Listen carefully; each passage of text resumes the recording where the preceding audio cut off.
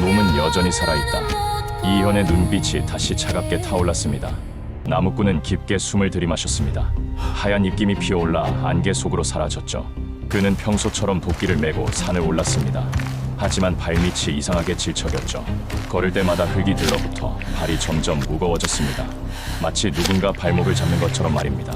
결국 그는 잠시 멈춰서서 나뭇가지에 신발을 문질러 흙을 털어내야 했습니다. 그때였습니다. 스산한 바람이 불어왔죠. 나무십끼리 부딪히는 소리가 마치 누군가의 속삭임처럼 들렸습니다. 멀리서 아들의 목소리가 들린 건 착각이었을까요? 나무꾼은 고개를 돌려 주위를 살폈지만 아무도 없었습니다. 다시 걸음을 재촉해 평소 나무를 베던 곳에 도착했을 때 그는 뭔가 잘못되었다는 걸 느꼈습니다. 나무들의 그림자가 이상했습니다. 해는 동쪽에서 뜨는데 그림자는 북쪽을 향해 길게 뻗어 있었으니까요. 그는 홀린 듯 한 나무에 다가가 손을 댔습니다. 차가웠습니다. 마치 한겨울 얼음장처럼요. 그때 나무 뒤에서 무언가 움직이는 기척이 느껴졌습니다. 나무꾼은 숨을 죽였습니다. 심장이 미친 듯이 뛰었죠. 도끼를 고쳐 쥐는 손이 떨려왔습니다. 손잡이에 힘을 주자 나무에서 끈적한 액체가 흘러내렸습니다. 그리고 보았습니다. 나무 껍질에 깊게 패인 사람의 것과는 비교도 안 되게 길고 날카로운 손톱 자국을요. 아버지, 어디 계세요? 이번엔 딸의 목소리였습니다. 훨씬 더 가깝게요. 숲속 깊은 곳에서 그림자가 움직였습니다. 사람의 형상이 아니었죠. 너무 길고 기괴하게 구부러진 그것이 천천히 다가오고 있었습니다. 나무꾼은 뒷걸음질 쳤습니다. 공포에 질려 발이 꼬였고 그만 뒤로 넘어지고 말았죠. 등이 땅에 닿는 순간 그는 자신의 발을 보았습니다. 분명 신고 있었던 집신이 온데간데 없었습니다. 맨발이었죠. 비명을 지르려 했지만 목소리가 나오지 않았습니다. 보이지 않는 무언가가 조여오고 있었으니까요. 시야가 흐려지고 하늘이 빙글빙글 돌기 시작했습니다. 마지막 순간 그는 그것을 보았습니다. 사람도 짐승도 아닌 그 거대한 존재가 자신을 내려다보고 있는 것을요. 아이들이 기다리는데. 그의 눈이 감겼고 숲은 다시 죽은 듯 고요해졌습니다. 오직 나무에서 떨어지는 붉은 핏방울 소리만이 고요를 깼습니다.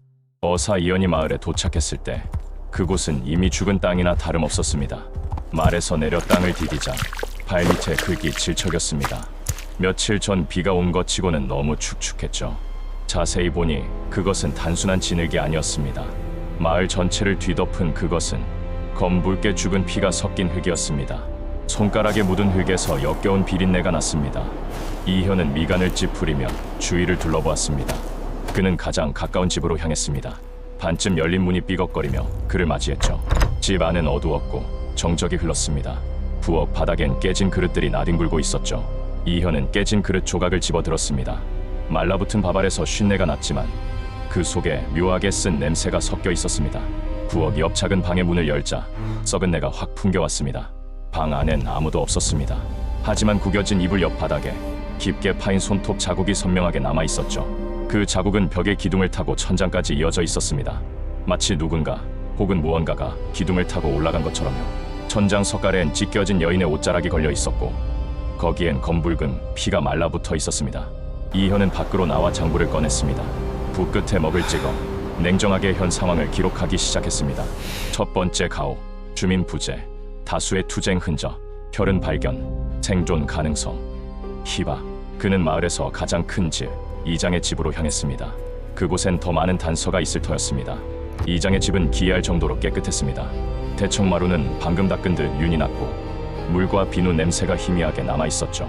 서재의 책들은 가지런했고 침실의 이불은 반듯하게 개켜져 있었습니다. 누군가 급히 떠난 흔적이 아니라 완벽하게 정돈된 모습이었죠. 하지만 세 번째 방문을 열었을 때 역한 피 냄새가 코를 찔렀습니다. 방 안엔 세 켤레의 집신이 나란히 놓여 있었습니다. 남자, 여자, 그리고 아이의 것. 남자의 집신 밑창에 말라붙은 피가, 여자의 집신은 뒷굽이 찢겨 있었죠. 하지만 아이의 집신은 한 번도 신지 않은 새 것처럼 깨끗했습니다. 벽에는 손톱으로 긁어 쓴 듯한 희미한 글씨가 있었습니다. 살려주세요. 산으로 끌려갔습니다. 새 식구가 산으로 끌려갔다. 이현의 머릿속에서 퍼즐이 맞춰지기 시작했습니다. 마당으로 나와보니 여러 개의 발자국이 북쪽 산을 향해 이어져 있었습니다. 그는 발자국을 따라 숲 입구까지 갔습니다. 하지만 해가 저물어 숲은 이미 거대한 어둠에 잠겨가고 있었죠. 밤의 숲에서 놈을 상대하는 건 제 발로 무덤에 들어가는 것과 같았습니다. 놈을 이곳으로 끌어들여야 한다. 이현은 발길을 돌려 사방이 잘 보이는 빈집의 자리를 잡았습니다. 밤이 오고 놈이 움직일 시간이었습니다. 방 안에 화롯불을 피우고 마른 육포를 씹으며 밤을 대비했습니다. 칼은 언제든 뽑을 수 있도록 손 닿는 곳에 두었죠. 그때 밖에서 규칙적인 발소리가 들려왔습니다. 이현은 행동을 멈추고 칼자루에 손을 올렸습니다. 발소리가 문 앞에서 멈추고 정확히 3번의 노크 소리가 들렸습니다.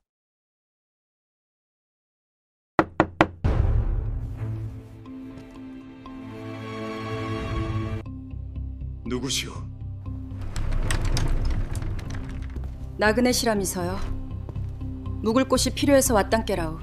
이현은 그녀를 안으로 들였습니다. 여인은 자연스럽게 화롯불 옆에 앉아 보자기에서 밥과 반찬을 꺼냈습니다. 같이 자시라우. 혼자 먹기는 많아서 말이오. 드시라우. 식기 전에. 이현은 숟가락을 들다 멈칫했습니다. 벽에 비친 여인의 그림자가 그녀의 동작보다 한 박자 늦게 움직였기 때문입니다. 당신은 누구요? 여인은 미소를 지은 채 천천히 일어섰습니다. 그녀의 그림자는 물속에서 움직이듯 본체보다 훨씬 느리고 기괴하게 일렁였습니다. 순간 방 안의 공기가 물속처럼 무겁게 변했습니다. 숨을 쉴 때마다 차갑고 끈적한 무언가가 폐부를 짓눌렀습니다. 여인의 얼굴이 변하기 시작했습니다. 주름이 깊어지고 머리가 하얗게 새고 돌아가신 어머니의 모습으로. 현아, 왜 그리 늦었느냐? 네가 나를 버렸구나. 내가 죽어갈 때 너는 책만 보았지. 사방에서 울리는 목소리에 이현은 무너져 내렸습니다. 미안합니다. 미안합니다. 그의 머리를 쓰다듬으려 뻗어온 손은 검게 말라비틀어진 뼈만 남은 괴물의 손이었습니다. 이현은 비명을 지르며 뒤로 물러났습니다. 여자는, 아니 괴물은 그 자리에서 기괴하게 웃기 시작했습니다. 웃음소리와 함께 방이 요동쳤습니다. 이건 환각이다. 환각이야. 거짓말처럼 모든 것이 사라졌습니다. 오직 바닥에 남은 붉은 자국만이 현실임을 알려주었죠. 떨리는 손으로 칼을 집어든 순간 밖에서 구슬픈 여인의 노래소리가 들려왔습니다. 이현이 마패를 쥐자 강렬한 빛과 함께 과거의 환영이 보였습니다. 우물가에서 노래를 흥얼거리는 젊은 여인. 그녀의 뒤로 거대한 그림자가 다가왔습니다. 달빛에 비친 그것의 얼굴은 이빨이 가득한 기괴한 괴물이었습니다. 여인은 필사적으로 도망쳤지만 결국 괴물에게 잡혀 산속 동굴로 끌려갔습니다.